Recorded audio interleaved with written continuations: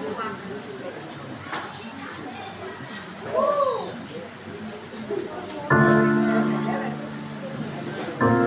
Je suis la belle plume, celle qui fait voyager les esprits démassés à travers les dimensions. Et ce soir, je vous déclare mon slam qui a apporté grossesse de ce plat.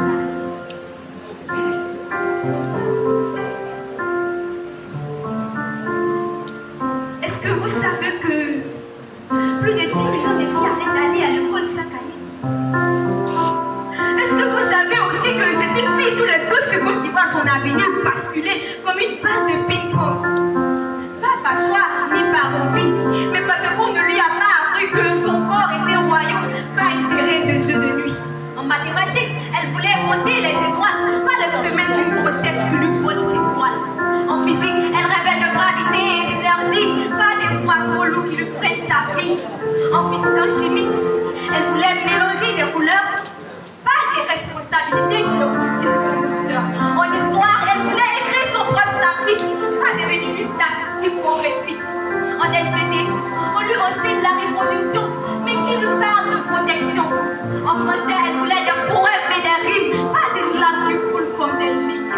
En anglais, elle voulait du futur, avec fierté, pas des micro-taux qui lui ferment sa liberté.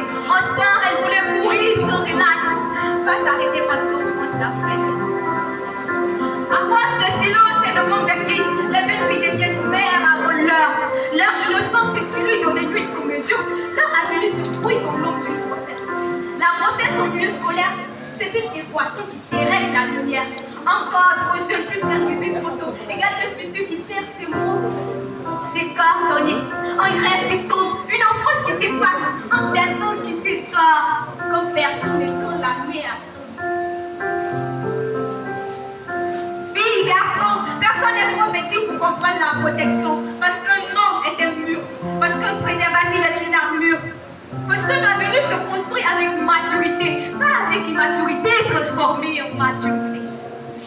Pour que les maîtresses vivent, faut qu'on s'unisse, qu'on écoute, qu'on ne tue, qu'on parle, qu'on accompagne.